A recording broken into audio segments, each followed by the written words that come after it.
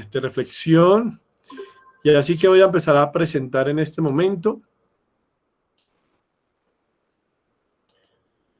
Yo voy conectando por acá.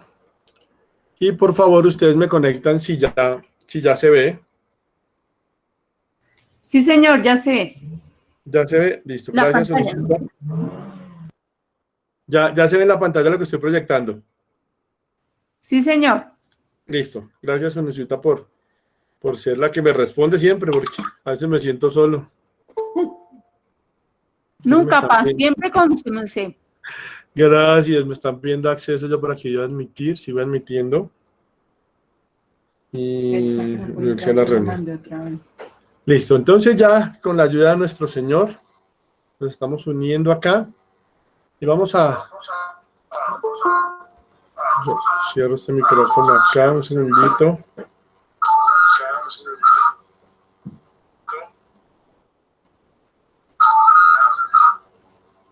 Listo.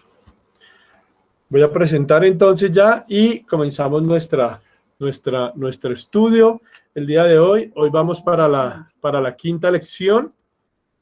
Los atributos de Dios los estuvimos mirando, hicimos unas pequeñas introducciones al tema, a qué eran los atributos, todo lo que estuvimos hablando acerca de ellos. Acuérdense que estamos hablando de los atributos incomunicables. Dijimos cuáles eran los atributos incomunicables. Dijimos cuáles eran los atributos incomunicables. Yo aquí le doy entrada a la gente porque es que si movemos acá, entonces no nos dan entrada ahí.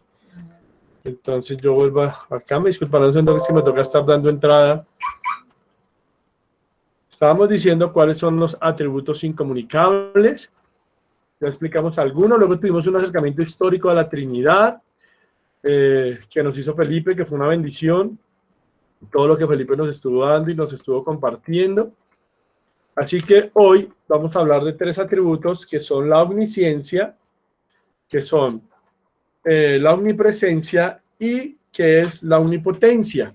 Y de esta manera terminamos lo que son los atributos incomunicables, para luego comenzar a hablar de los atributos comunicables. Así que vamos a comenzar con nuestro primer atributo, mientras llego a mi diapositiva, que es el atributo de la omnipresencia. Déjenme llego hasta ese atributo. Listo, aquí ya aparece. Omnipresencia. Vamos a comenzar a trabajar nuestro primer atributo o continuar con nuestros atributos incomunicables. Por favor, me copian, ¿me escuchan bien ahí? Sí, señor. Sí, señor. Listo. Sí, señor. Sí, señor. Estamos bien. Gracias por responder ahora sí todos. Cuando hablamos de la omnipresencia de Dios, necesitamos como que entrar a comprender algunos aspectos de lo que atribuye o de lo que habla la omnipresencia de Dios. Entonces, cuando usted y yo vamos a hablar de la omnipresencia de Dios, espere que me salí de la pantalla, ya. Cuando usted y yo vamos a hablar de la omnipresencia de Dios, primero tenemos que empezar a definirlo. Una definición de omnipresencia de Dios es la que estamos viendo en pantalla, que dice: así como Dios es ilimitado o infinito con respecto al tiempo, Dios es ilimitado con respecto al espacio. A esta característica de la naturaleza de Dios se le llama omnipresencia. Con base a esto, necesitamos entrar a comprender algunos aspectos de lo que es la omnipresencia de Dios. Estamos hablando de que Dios es un Dios que es ilimitado o infinito con respecto al tiempo. Es decir, nosotros no podemos calcular a Dios con un espacio, encerrarlo en un espacio de tiempo. Dios no tiene tamaño ni tiene dimensiones espaciales. Lo que debemos entender cuando hablamos de la omnipresencia de Dios es que el apóstrofe omni, ¿sí?, es una derivación de una palabra latina que quiere decir todo, lo cual nos está diciendo que a Dios, o que todo está inmerso en la presencia de Dios. Perdón, yo miro que hay gente que me está pidiendo acceso todavía y les voy a pedir el favor y me perdonarán con lo que voy a decir, pero les pido que tratemos de empezar 7 en punto, conectarnos 7:10 máximo, porque cada vez que llegamos tarde, me toca salirme de la presentación para así dar acceso. Entonces, es la manera como que podemos trabajar y así no nos desviamos del tema. ¿Listo? Entonces vuelvo y retomo. Estamos hablando de la omnipresencia de Dios y estamos diciendo acerca de la omnipresencia de Dios, de que no habla de tamaño. Estamos hablando de que omni habla de todo. Y es decir, que todo hace parte de la presencia de Dios. Todo está inmerso en la grandeza de Dios. Es lo que nos está hablando el escritor bíblico. Es lo que habla es que Dios está presente en todos los lugares, que su ser lo llena todo en todo. Por eso hablamos de que así como Dios es ilimitado, infinito con respecto al tiempo, también lo es en espacio. Es decir, Dios no tiene edad. Uno no puede calcular la edad de Dios y decir que Dios es joven o que Dios es viejo. ¿Sí? No podemos entrar a hablar de ese tema simplemente porque no podemos calcular a Dios de una manera de tiempo y espacio. De la misma manera, no podemos decir qué tan grande o qué tan pequeño es Dios. Eso es lo que está hablando el autor sagrado. Eso es a lo que nos está invitando el autor sagrado cuando habla de la omnipresencia de Dios. El hecho de que Dios sea el Señor de espacio, que Dios hable de grandeza, está hablando Génesis 1:1. ¿Qué dice Génesis 1:1? Génesis 1 nos dice, en el principio creó Dios los cielos y la tierra. ¿Esto qué quiere decir? De que Dios haga parte de la creación, sino que la creación está inmersa en la grandeza de Dios. ¿Por qué? Porque así como Dios es infinito, Dios no tiene espacio que lo aguarde. Porque cada rincón está lleno de Dios y esto es lo importante. Ojo con esto, sin caer en lo que Felipe nos explicaba hace 8 días, que era el panteísmo. Felipe hablaba de panteísmo y de qué era el panteísmo. Perdón, yo vuelvo y doy entrada acá. Felipe nos hablaba del panteísmo y acerca de qué era el panteísmo y lo que hacía el panteísmo, y por eso no voy a entrar a hablar de eso porque creo que quedó muy clara la explicación que hace 8 días nos dio Felipe. Pero lo que está claro es algo que dice Jeremías 23:24. No sé quién del grupo de los que está hoy nos puede ayudar a leer Jeremías 23:24. ¿Alguno de los que está conectado me puede ayudar? ¿Me puede ayudar?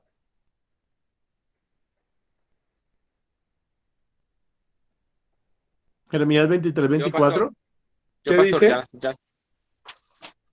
Jeremías 23:24, ¿correcto? Sí. Dice así: ¿se ocultará algo, dice Jehová, en escondrijos que yo no lo vea? ¿No lleno yo, dice Jehová, el cielo y la tierra?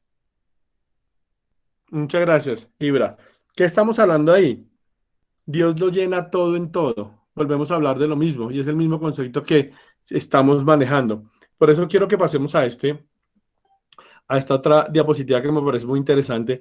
Y me gustaría que alguno de los que está ahí me ayudara a leerla, por favor. Yo sigo dando acceso, pero les recuerdo, por favor, que necesitamos reunirnos temprano para que no les pase esto. ¿Alguno de los que está ahí me puede leer? Yo, paso. ¿Qué dice? Como el océano llena un balde que ha sido sumergido en él a 1 milla de profundidad, el balde Ajá. está lleno del océano. Pero Sí. el océano rodea el balde en todas direcciones. De modo que cuando Dios dice que Él llena el cielo y la tierra, Él lo hace. Pero el cielo y la tierra están sumergidos en Dios. Y todo el espacio también. Los cielos y los cielos de los cielos no pueden contenerlo. Segunda de Crónicas 2:6. Dios no Ajá. es contenido, Dios contiene. Y allí es la diferencia. Y allí está la diferencia.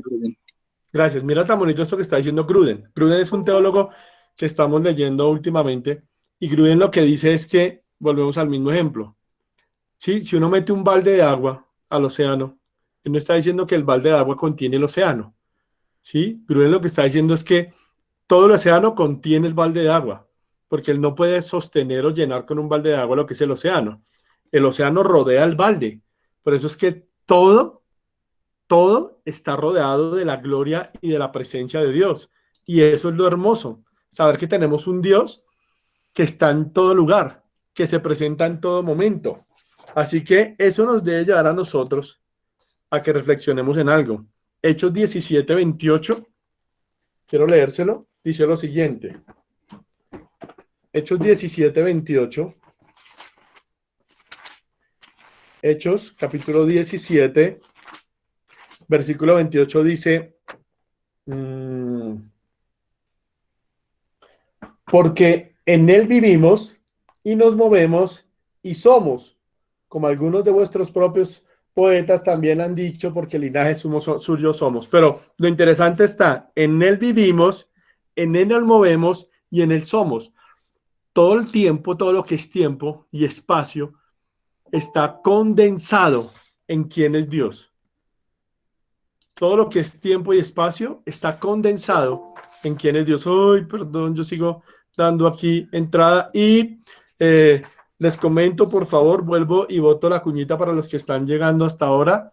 Hemos tenido problemas de internet, por eso cada vez que me toca darle la entrada a alguien, me toca salir de la diapositiva, así que les encargo, porfa, 7:15 por tarde que nos logremos conectar para que no nos perdamos.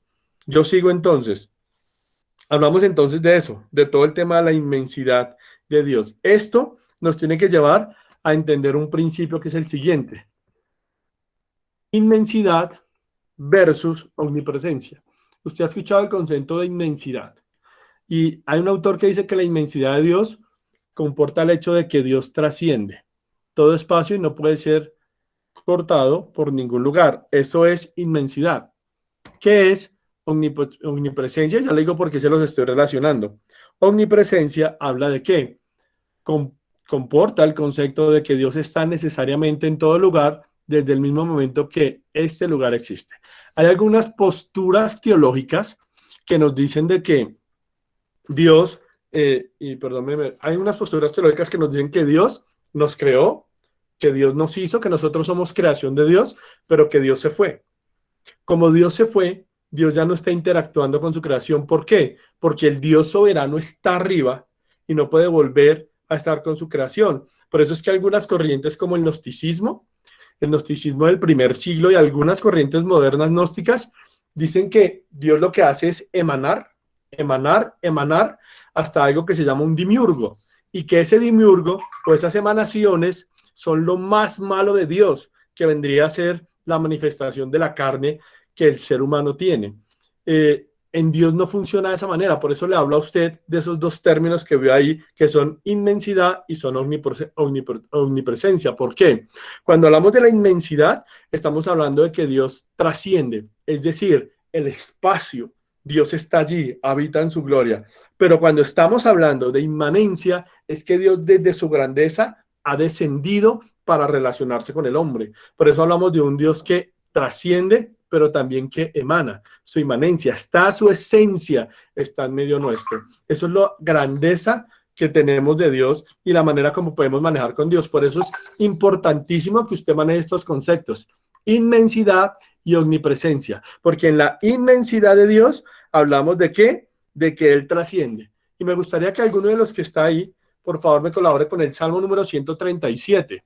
Si alguno de los que está ahí conectados, por favor, me puede ayudar algún hermano con el Salmo número 137, versículo 9 y 10. Salmo 137, 9 y 10.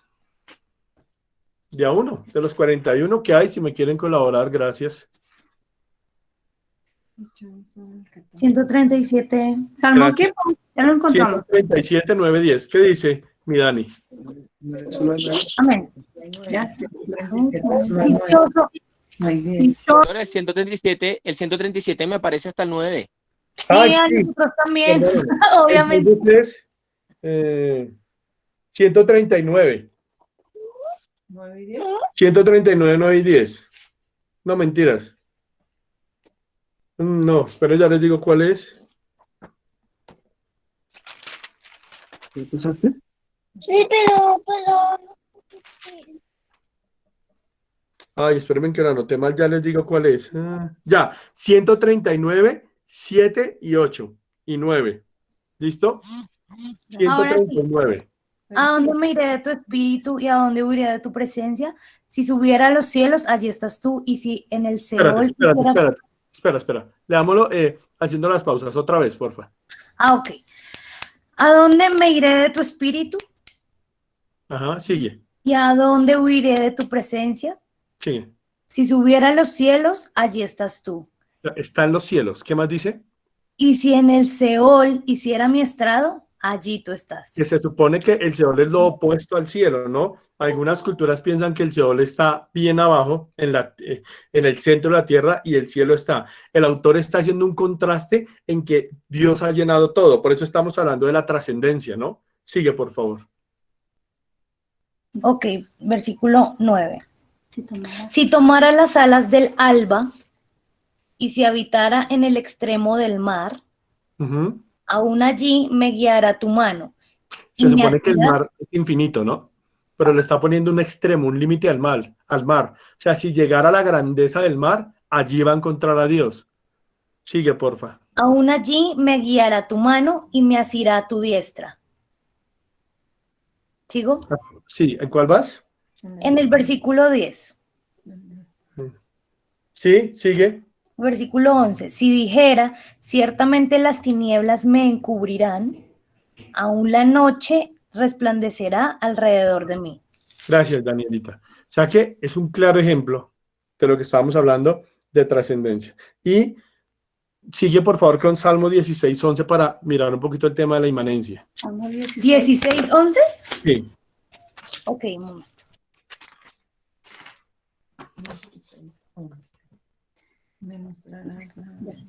Amén.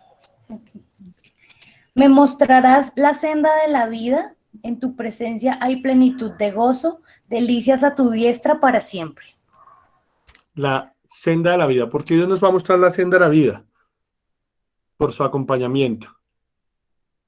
Porque aunque está en los extremos de los puntos cardinales, está en medio nuestro caminando con nosotros. Y eso es lo hermoso cuando hablamos de la omnipresencia de Dios.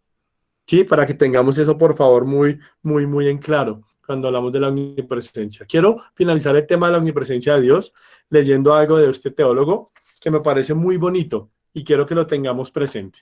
Este autor dice lo siguiente: cuando quieres hacer algo malo, te retiras del público a tu casa en donde ningún enemigo puede verte, de los lugares de tu casa que son abiertos y visibles a los ojos de los hombres. Te retiras a tu cuarto. Incluso en tu cuarto temes algún testigo de algún otro lugar. Así que te retiras a tu corazón y allí meditas. Y allí meditas. Luego sigue diciendo: Él está más adentro que tu corazón, a donde quiera. Por consiguiente, que huyas, Él está allí, de ti mismo. ¿A dónde vas a huir? ¿A dónde vas a huir? No te seguirías tú mismo a donde quiera que huyeres, pero puesto que hay uno más interior incluso que tú mismo, no hay lugar a donde puedas huir de un Dios colérico, sino a un Dios reconciliador. No hay ningún lugar al cual puedas huir. Huirás de Él, huye a Él. Oiga, qué lindo esto. Huirás de Él, huye a Él. El autor está diciendo que aún nos conoce más de lo que nosotros mismos nos conocemos. Y por eso hablamos de su omnipresencia. Él habita en cada uno de nosotros, conoce nuestras luchas, conoce nuestros corazones, y por eso no debemos huir de Él, sino huir hacia Él. Y esa es la invitación para que nosotros entendamos la clase de Dios con la cual convivimos. Un Dios que trasciende, pero también un Dios que emana. La segunda característica que quiero hablarle hoy es la omnisciencia. La omnisciencia. Y esta es un poquito más sencilla que la que veníamos hablando. Quiero que miremos una definición. La omnisciencia dice: Dios ha conocido cada detalle de sí mismo y de la creación desde el principio. Él nunca tiene la necesidad de aprender nada. Este conocimiento de Dios es perfecto en su cualidad y también en su extensión. Él conoce la esencia de todas las cosas. Él conoce la esencia de todas las cosas. Es decir, Dios conoce todas las cosas y por eso en Él son posibles y son reales. Lo que el autor de esta definición está dando o nos está diciendo es que el conocimiento de Dios es perfecto. Es decir, que a Dios nada lo toma por sorpresa. A diferencia del ser humano, Dios no tiene que razonar. Dios no tiene que reflexionar. Dios no descubre nada, Dios no aprende nada. ¿Y por qué Dios no tiene que pasar por este proceso? Uno está en la universidad y a uno le enseñan a reflexionar, a uno le enseñan a razonar, a uno le enseñan a aprender, uno desaprende y vuelve a aprender. Por eso es que decimos y se habla de que Dios, o mejor, de que el ser humano o que la ciencia no crea nada. La ciencia descubre, porque es que todo está creado y está creado por Dios, que es el origen de todo. Por eso es que Dios no descubre nada, porque Él es el origen de todas las cosas. Su conocimiento es perfecto. Mientras que el ser humano, por eso tiene que aprender, por eso reflexiona, por eso razona. Entre tanto, el conocimiento de Dios es perfecto. Por eso hablábamos de la omnisciencia de Dios. Un conocimiento perfecto que solamente está en Él. Su conocimiento de Dios es perfecto frente al pasado, frente al futuro. Mateo capítulo 6, versículo 8. No sé si alguien me lo ayuda a leer, y entre tanto, pues alguien me puede ayudar con el Salmo 147, versículo 4. Yo lo ayudo con el Salmo. Ajá, ¿qué dice el Salmo? Búsqueme Mateo 6, 8. ¿Qué dice el Salmo, Ibra? No, era Jonathan. O Jonathan, bueno, el que me dijo, gracias. Sí, fui yo. Ya. Salmo 147, 4, ¿correcto? Sí, Paz, Mateo, ¿qué? Perdón. Mateo 6, 8. Ok, el Salmo 147, 4 dice: Él cuenta el número de las estrellas, a todas ellas llamas por su nombre. Gracias. Yo le hago una pregunta y pongo una cámara acá para que usted me diga cuántas veces usted de desocupado se ha puesto a contar las estrellas, o en Conquiste le ha dicho a alguien, te voy a dedicar una estrella, ¿cuál? Y usted empieza a contar. ¿Usted se imagina contar el número de las estrellas? ¿Le ha pasado alguna vez? Por eso, cuando Dios le dice a Abraham, tu descendencia será como el número de las estrellas, le está hablando, era de una, voy a usar algo que puede sonar redundante, una totalidad que no es contable. O sea, es algo que no puede contarse. O sea, es tan inmenso, si habláramos de totalidades, pero que no puede ser cuantificable, no puede ser contable. Y mira lo que dice Mateo, si me ayudas con Mateo 6:8. El muchacho. No os hagáis pues semejantes a ellos, porque vuestro Padre sabe de qué cosas tenéis necesidad antes que vosotros le pidáis. Ay, no, creo que te lo anoté mal. Bueno, te lo voy a ver. Ya les pasó bien la cita. Eso, Mateo me habla acerca de que Dios cuenta y conoce todos los cabellos de nosotros. Y a mí me llamaba la atención cuando veía el texto de Mateo de, hombre, Dios conoce el número de estrellas y Dios conoce nuestros cabellos, y los textos que están ahí en pantalla son unos textos que siguen hablando del tema, que no los vamos a leer por tiempo para que nos rinda. Pero entonces, frente a este conocimiento de la omnisciencia de Dios, frente al conocimiento del pasado, del presente y del futuro, dime. 10:30. Mateo 10:30.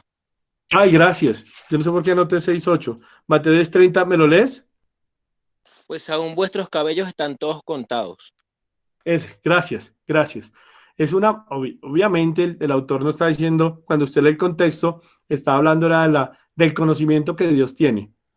¿Sí? Que a Dios no lo podemos engañar en ese sentido. Por eso habla de que es una figura que usa para hablar de la totalidad de tiempo que Dios tiene. Por eso Dios conoce todo. De ahí surge un tema que puede ser un poco controversial, y es desde la omnisciencia de Dios, que también nosotros hablamos del que va acompañado de la pregnosis o el preconocimiento que Dios tiene. Es que, claro, debemos entender que Dios está por encima del tiempo y espacio y conoce los acontecimientos de ese tiempo y de ese espacio. Por eso mismo es que Dios sabe qué personas se van a condenar y qué personas se van a salvar. Pero no quiere decir, como respetamos estas posturas, Dios por eso escoja a algunos para salvación, a otros para perdición. Pero en su soberanía y en su preconocimiento, claro, Dios sabe quiénes se van a salvar y Dios sabe quiénes se van a condenar, ¿sí? Pero también Dios sabe, y esto es importante que usted y yo lo resaltemos, Dios sabe de qué manera cada persona va a usar el libre albedrío. ¿Qué es el libre albedrío? El libre albedrío es la capacidad que cada uno de nosotros tiene de elegir. Cada uno elige, Cada uno toma sus propias decisiones. Y el hecho de que Dios sepa de qué manera voy a usar mi libre albedrío, eso no quiere decir que Dios me va a influenciar en la elección de usar este libre albedrío. Por eso se llama libre albedrío, porque yo tomo mis propias decisiones. Ahora, el hecho de que Dios prevea el futuro no quiere decir que lo ha determinado. Usted y yo, con nuestras decisiones, es que vamos construyendo el futuro. Dios sabe cómo va a terminar nuestro futuro, pero ese futuro es el resultado de las decisiones que tomamos. Espero estar siendo claro con esto, porque es que hay personas que creen que porque Dios conoce el futuro, le atribuyen a Dios el problema de las malas decisiones. Ay, Señor, es que estoy pasando por esto, estoy viviendo por esto, ¿por qué lo permitiste? Vuelvo y le repito, cada uno de nosotros tiene un libre albedrío y Dios no se mete en la manera como usamos el libre albedrío. Usted tomó la decisión de estar en esta charla que estamos dando. Dios no lo obligó, ni lo manipuló, ni le predestinó el momento para que esté en esta charla. O sea, lo planeó desde antes. Simplemente usted en su libre albedrío lo tomó. Si quiere no estar, no está. Si quiere estar, está. De pronto de aquí a mañana hay un tema súper interesante. Usted no quiere estar y alguien sale diciendo, ay, la clase estuvo espectacular. Y usted va a decir, pero Señor, ¿por qué yo no pude estar? ¿Por qué no permitiste que estuviera así iba a ser tan bueno? Es su decisión. Con quién se mete emocionalmente, cómo desarrolla su ministerio, cómo tiene su vida espiritual, de qué manera trabaja, los aumentos, los cargos, las felicitaciones o los reproches son el resultado de sus decisiones. Dios conoce el pasado, presente y futuro, pero eso no quiere decir que entre y, como alguien decía, como un titiretero, esté jugando con los destinos de las personas. Eso creo que debemos dejarlo muy claro y ojalá podamos tener ese concepto muy claro. La omnisciencia de Dios es el conocimiento perfecto que Dios tiene de todo, del pasado, del presente y del futuro. Ese es la omnisciencia de Dios. Y desde su pregnosis, desde el preconocimiento, que está por encima de tiempo y espacio, por eso Dios no envejece, porque Dios no cumple años. Por eso cuando decían, celebremos el 24 del cumpleaños de Dios, bueno, es una manera en que nos daban un buen regalo, a veces nos estafaban con el regalo, pero era una manera en que tratábamos como de meter a Dios en un contexto muy terrenal. Pero es clarísimo que Dios está por encima de esos conceptos. Entonces, lo que quiero resaltar es que la omnipresencia de Dios, ¿sí?, al igual que su omnisciencia, no nos escapan de tomar responsabilidades delante de Él. Luego hay un tercer atributo que me parece supremamente bonito, que es la omnipotencia. Volvemos a lo mismo, ya sabemos que la preposición omni habla de todo, y una definición de omnipotencia, y me perdonarán lo griego de la ilustración, pero es que es la manera como grafican la omnipotencia de Dios. Por ningún lado consiguió una gráfica menos griega o menos pagana, así que no me van a culpar por eso.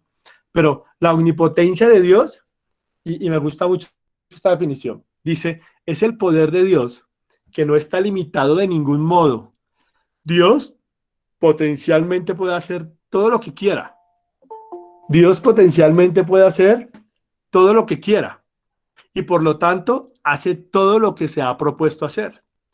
Y sigue diciendo el autor que la idea de la omnipotencia de Dios se expresa en el nombre del Shaddai, que significa el Todopoderoso, el Dios Todopoderoso. Es un nombre compuesto. Cuando hablamos de nombres, ya por eso algunos no querían meter la omnipotencia en la categoría de los atributos absolutos de Dios, porque al hacer la conversión se usaba el Todopoderoso, que es una conversión de nombres en el hebreo, el Shaddai, que se hacen ahí en una conjunción. Pero la mayoría de autores dijeron, no, es un atributo absoluto de Dios por su grandeza, porque habla de su poder, también porque va muy de la mano.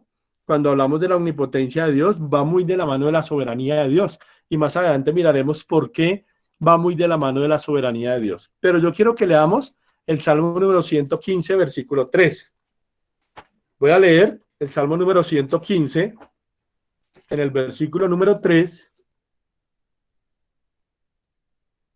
Salmo 115, versículo número 3, dice, Nuestro Dios está en los cielos. Todo lo que quiso ha hecho. Dios está en los cielos y ha hecho todo lo que quiere. ¿Por qué Dios ha hecho todo lo que quiere? Por su soberanía. Por su soberanía. Por eso es que los autores siempre han plasmado a Dios como ese Dios que de poder sin límites. Usted lee Génesis 17:1.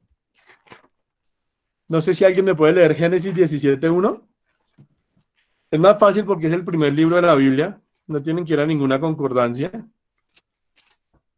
Génesis 17:1. Aquí, pastor. ¿Qué dice?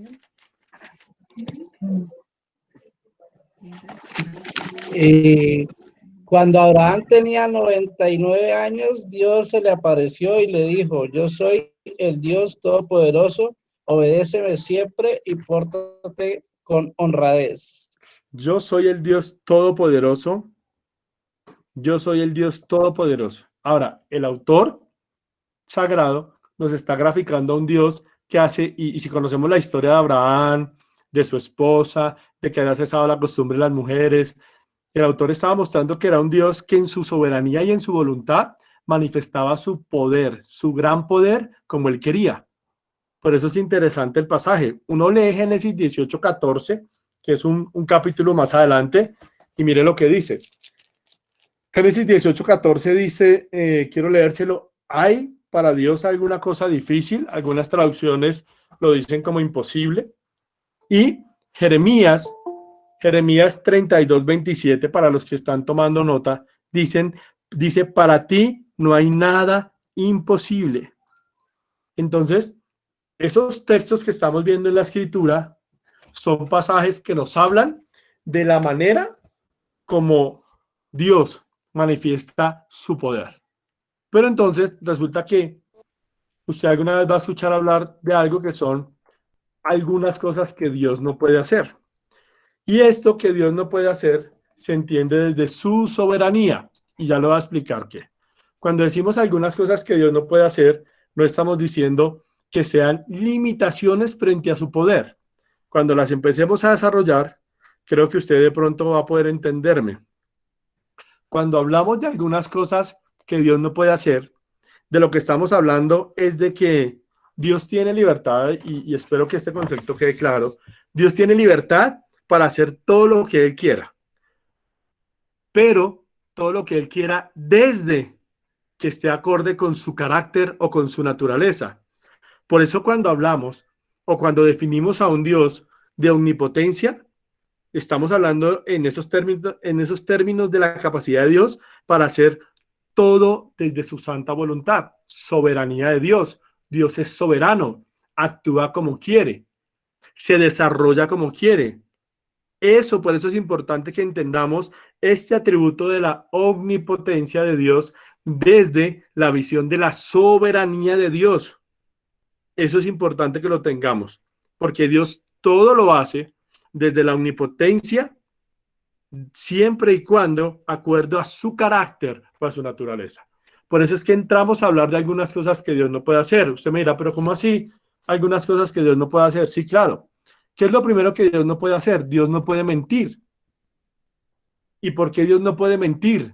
Porque va en contra de su naturaleza, va en contra de su carácter. Tito 1:2. Se lo voy a leer. Tito 1:2.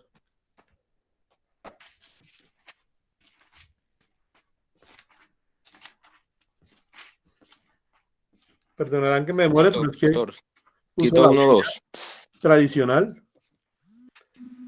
¿Lo tienes? Okay. ¿O lo leo yo que ya lo Tito tengo? 1:2. ¿Qué dice? Sí. ¿Sí que ¿sí lo tienes o En sí la lo leo? esperanza de la vida eterna. Ok. Sí. En la esperanza de la vida eterna, la cual Dios, que no miente, prometió desde antes del principio de los siglos. Gracias. ¿Otra vez? En la esperanza de la vida eterna, la cual Dios, que no miente, prometió desde antes del principio de los siglos.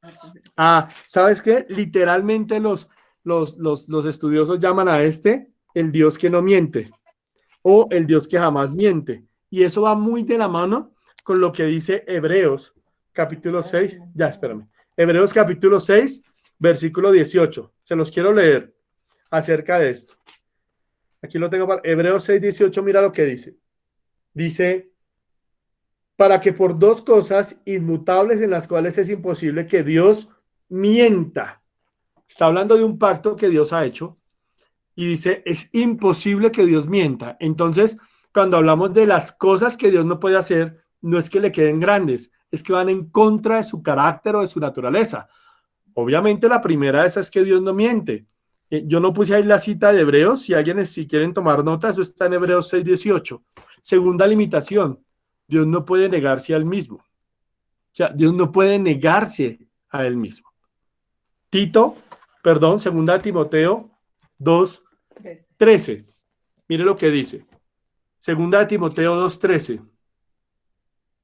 Si sufrimos, también reinaremos con él. Si le negaremos, él también nos negará. Si fuéramos infieles, él permanece fiel. Él no puede negarse a sí mismo.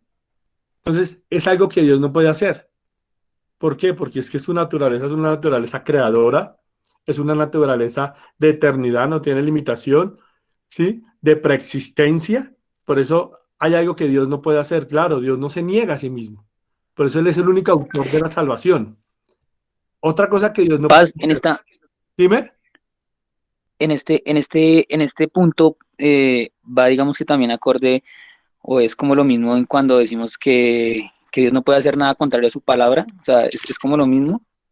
Y sí, y es interesante eso. Ahorita igual voy a abrir un espacio para preguntas, pero exacto, o sea, una cosa es que los hombres tomen la palabra de Dios, la tergiversen y pongan a prometer o hacer cosas a Dios que Él no ha dicho. Entonces muchas veces desde una mala interpretación de la palabra ponen a hacer cosas que Dios no dice. Pero desde un buen acercamiento a la palabra es que Dios no se niega al mismo porque es que Dios en su palabra es Dios mismo. Por eso es que Hebreos dice que Él tampoco puede mentir. Pero cuando tomamos esas palabras, y voy a poner un ejemplo, yo he visto predicadores que dicen, la palabra dice que Dios, que haremos cosas mayores que Él, y entonces usted ve un grupo de gente que anda orando, haciendo milagros, que porque cosas mayores que Él haremos porque su palabra lo dice. Entonces, cuando alguien va a orar por alguien, no sé, va a orar por alguien enfermo y ora y la persona se muere, como muchos casos que hemos visto, Señor, ¿qué pasó si tu palabra dice que mayores cosas haremos? Claro que eso dice la Biblia, pero es un texto mal usado, es un texto mal interpretado. Dios no está dejando de cumplir su palabra. El tema es que quien está citando la palabra, la está citando fuera del contexto que Dios está hablando. No sé si me hago entender. Sí, Paz. ¿Sí? Entonces, por ejemplo, tomemos ese texto. Dígame quién de los que estamos congregados hoy, que hay un grupo de 44 personas, bueno, y más porque hay casas donde hay 2 o 3, ¿quién de los que estamos reunidos ha levantado un muerto? Que se levante con cara de muerto es otra vaina. ¿Sí? Pero ¿quién ha levantado un muerto? Y al tercer día, ¿quién ha alimentado 5,000 personas con unos peces y unos panes? ¿Quién? Si uno con 2,000 de pan y una gaseosa alimenta a 10 y quedan con hambre, ¿qué serán 3 panes, 5 peces o lo contrario para alimentar 5,000? Lo que el texto está hablando y en el contexto que está hablando ese pasaje de que cosas mayores haremos, ¿qué puede ser mayor que eso? La extensión de la predicación. ¿Usted quiere hacer algo mayor que esos milagros? Predique a Cristo. Gane a otros para Cristo. Predique a otros de Cristo. Ese pasaje también está limitando unas fronteras. Está hablando de un salto de fronteras. Está hablando de la expansión del evangelio. Entonces, cosas mayores a esas es predicar el evangelio, el verdadero evangelio. No tomar ese pasaje para decir que yo puedo hacer milagros sobrenaturales. Entonces, tomamos y decimos, pero es que si Dios no miente, ¿por qué ocurre esto? Eso ocurre porque tomamos mal la palabra del Señor. No sé si estoy siendo claro hasta ahí.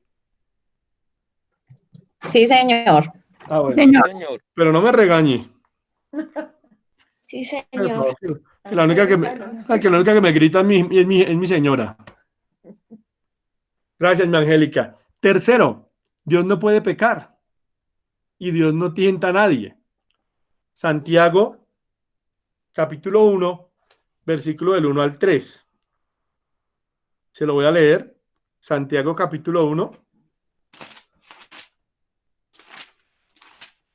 Miremos lo que dice el hermano Santiago. Santiago dice, Santiago, siervo de Dios y del Señor Jesucristo, a las 12 tribus que están en la dispersión. Hermanos míos, tened por sumo gozo cuando os halléis en diversas pruebas, sabiendo que la prueba de vuestra fe produce paciencia, mas tenga la paciencia. Bueno, y empieza eso hasta el versículo 12, no se lo quiero leer todo, pero en casa usted lo puede leer con calma. El texto está hablando de que Dios no tienta a nadie y por ende Dios no puede pecar. ¿Y por qué Dios no peca? Porque está en contra de su naturaleza. ¿Sí? Hay gente que pide cosas tan absurdas y perdónenme lo que voy a hablar, pero Dios tampoco, y no porque no lo pueda hacer, entiéndame esto. Señor, haz que un triángulo sea redondo. Pues si es redondo va a cambiar su esencia de triángulo. Entonces a veces queremos pedirle cosas absurdas a Dios desde el concepto de omnipotente, pero entendemos que Dios no va a violar ciertas leyes naturales. Entonces todo eso es lo que yo tengo que entender de la soberanía de Dios. Él es soberano y como es soberano nadie le dice qué hacer. Él actúa como quiere. Por eso los cultos de milagro los viernes a las 7 de la noche están mandados a recoger, porque Él es soberano. Él sana a quien quiere, Él bendice a quien quiere, cuando quiere y donde quiere. Eso es importantísimo. Por eso es que quiero terminar con esta frase. No puede dejar de existir ni dejar de ser Dios, ni actuar de alguna manera que no esté de acuerdo con sus atributos. El día que yo pueda manipular la omnipotencia de Dios, la omnisciencia de Dios o la omnipresencia de Dios, deja de ser Dios. Y estaremos hablando que hay alguien superior a Él. Por eso es que es tan importante tener claridad en estos atributos y que son solo de Dios. Por eso hablamos de atributos incomunicables, es decir, que solo le pertenecen al Señor. Así de esta manera, terminamos con nuestros atributos incomunicables. Y el próximo fin de semana comenzamos con nuestros atributos comunicables. No sé si hasta aquí de lo que ¿Será hemos que hablado. puede volver un momentico lo anterior diapositiva, Paz, porfa? Pastor, es que me están preguntando aquí por interno que si les puedo compartir las diapositivas. Ah, sí, mi Paz. Ah, bueno. Pero ustedes hablan de diapositivas, pero La no hablan. anterior, Paz. Las positivas, mi Paz. Yo se las comparto ahorita a los grupos, ¿les parece? Amén, sí, Paz, me parece. Sino que sí, les digo que hablan de diapositivas, pero no hablan de almuerzo. No pasa, eso es nomás. No lo dejan entrar, sino yo le diría que mañana venga a almorzar. Bueno, hasta ahí. ¿Hasta ahí tenemos alguna duda de lo que hemos hablado?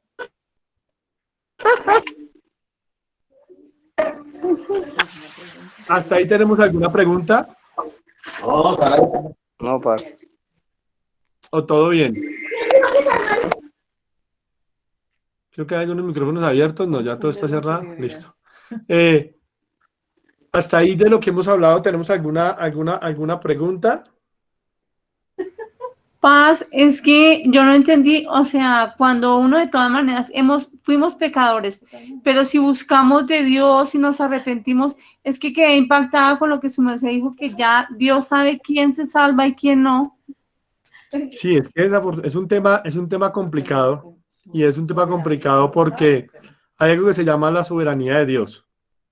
¿Sí? Y Dios como soberano ya sabe, Dios ya sabe. Hay una línea de tiempo, ¿no? Vamos a pensar que aquí hay una línea de tiempo entre mis dos palmas.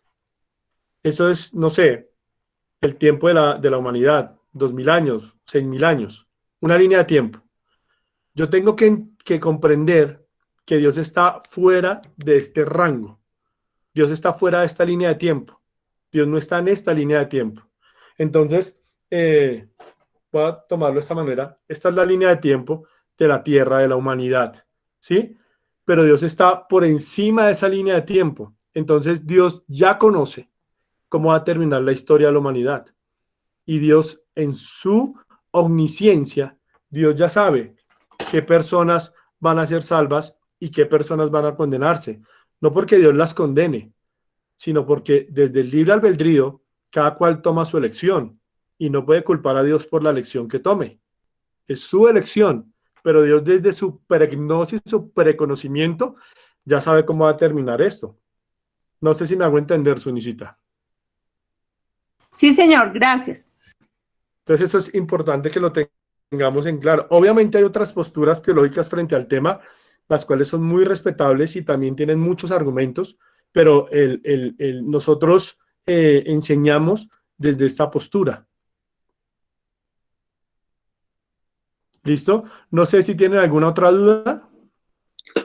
Yo, Paz, de pronto sí me puedes ayudar como que explicando nuevamente un poquito el tema de la inmanencia, el tema de esa parte como es de que Trascendencia e inmanencia. la trascendencia y la inmanencia. Sí, esa parte. Trascendencia, ok, trascendencia es de aquí para allá e inmanencia de allá para acá.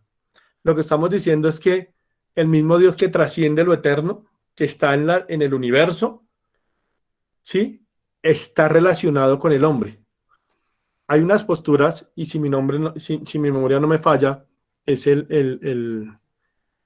es que no me acuerdo si es dualismo o deísmo, creo que es el deísmo, y el deísmo plantea que Dios nos hizo. Ellos plantean un relojero. Un ejemplo del relojero plantea el deísmo. Entonces el deísmo dice que Dios es como un relojero que coge a su creación, como el relojero toma un reloj, lo sincroniza, lo armoniza, lo decora, lo saca a la venta y se olvida de quién lo compre. Entonces el que lo compre le puede dar mal uso, el que lo compre lo puede romper, el que lo compre lo puede desbaratar, dañar y no importa. Ellos dicen, el deísmo plantea que Dios es como el relojero. ¿Sí? Cuando hablamos de la trascendencia y de la inmanencia de Dios, estamos diciendo de un Dios que no solamente nos hizo, que no solo es creador, que no solamente habita en la eternidad, sino un Dios que está presente en su creación, un Dios que se relaciona con su creación. Por eso hablamos de la omnipresencia de Dios y de la inmensidad de Dios, que a pesar de su grandeza, está presente en nosotros. Por eso el ejemplo del balde. El balde sumergido en el agua lo rodea el mar. La tierra y el mundo están rodeados por Dios. Dios no hace parte de esto, Dios está por encima de esto. Pero aunque está por encima de la tierra del universo, está presente en la creación. Camina con nosotros, se relaciona con nosotros, sale al encuentro de nosotros. No sé si me hago entender, Juliancito. Sí, ya quedó un poco, pero es que ahí cuando lo explicaste ahorita como que quedó un poquito perdido, entonces, pero ya quedó un poco más claro. Gracias, Paz. Gracias. Listo, a ti por la pregunta. Entonces, ¿tenemos alguna otra duda? Yo voy a dejar ya de grabar. Hola, Paz, buenas noches, ¿cómo estás?